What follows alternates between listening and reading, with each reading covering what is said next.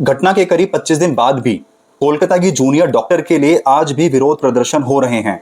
और सबसे हैरानी की बात तो यह है कि मुख्य आरोपी संजय रॉय ने अपने सारे जुर्म कबूल करने से इनकार कर दिया है। संजय रॉय ने बताया कि उस रात वो सेमिनार हॉल में किसी और मकसद से गया था।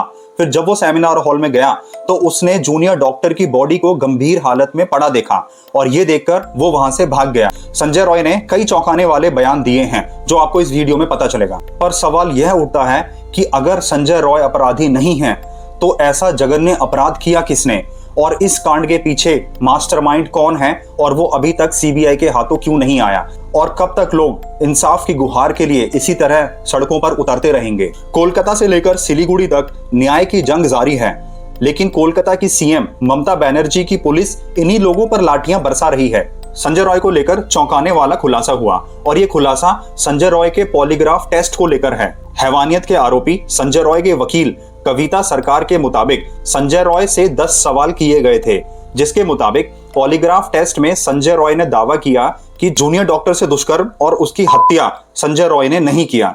उसने कहा कि पहले दिन से ही पुलिस ने उसे खूब टॉर्चर किया था। संजय रॉय ने बताया कि उस घटना वाली रात को उसे सांस लेने में तकलीफ हो रही थी और इसीलिए वो खुद डॉक्टर को ढूंढने के लिए सेमिनार हॉल गया था। पर जब वो सेमिनार हॉल गया तो उसने वहां पर जूनियर डॉक्टर की खून में लथपथ लाश देखी और उसे देखकर वो डर गया और वहां से भाग गया। उसने किसी को उस जूनियर डॉक्टर के बारे में नहीं बताया क्योंकि उसे लगा कि कोई उस पर विश्वास नहीं करेगा और अगर उसने एक बात किसी को बताई तो वो फंस जाएगा। यही नहीं, संजय रॉय ने पॉलीग्राफ टेस्ट में दावा किया कि 9 अगस्त की रात को वो बैरक में ही सो रहा था और पुलिस ने आकर उसको जगाया और उसके बाल नोचे, जिसके कारण उसके कपड़ों और जूतों पर खून लग गया। संजय रॉय के पॉलीग्राफ में दावे के मुताबिक उसने संदीप घोष को 1 महीने पहले देखा था।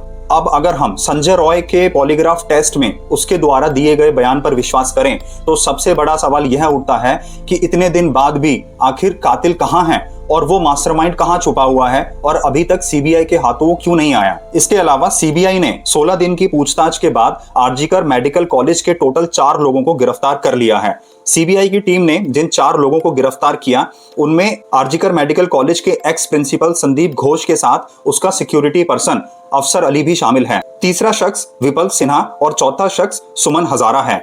इन चारों लोगों को सीबीआई ने अरेस्ट कर लिया है। आरोप है कि संदीप घोष ने अपने जॉब के दौरान कई बड़े घोटाले किए। उसने रूल्स एंड रेगुलेशंस को ताक पर रख के बहुत बड़े बड़े कमीशन खाए। उसने कमीशन के लालच में विपल और सुमन हजारा को टेंडर दिया था जिसमें उसने मोटा कमीशन खाया था। इसके अलावा एक्स प्रिंसिपल संदीप घोष को जिन आरोपों में गिरफ्तार किया गया है उनमें लावारिस डेड बॉडी को निजी हॉस्पिटल में बेचने का आरोप है। साथ ही यह भी आरोप है कि हॉस्पिटल में बायोमेडिकल वेस्ट इकट्ठा होता है, उसकी मात्रा बेहद कम दिखाई जाती थी और संदीप घोष के द्वारा जिस कंपनी को बायोमेडिकल वेस्ट उठाने का टेंडर दिया जाता था उसके साथ मिली भगत करके संदीप घोष ने बहुत मोटा पैसा खाया है। इसके अलावा संदीप घोष पर हॉस्पिटल के कैफेटेरिया को गलत तरीके से अलॉट करने का भी आरोप है जिसमें उसने फिर से बहुत मोटा कमीशन खाया। इसके अलावा कॉलेज में लैब बनाने के लिए एक कंपनी को बेहद ऊंचे दामों में ठेका दिया गया था, जबकि उसी कंपनी ने आधी से कम कीमत में कई दूसरे कॉलेज में ऐसे ही लैब तैयार किए और यहाँ पर भी संदीप घोष ने घोटाले में कोई कसर नहीं छोड़ी। पर सवाल यह उठता है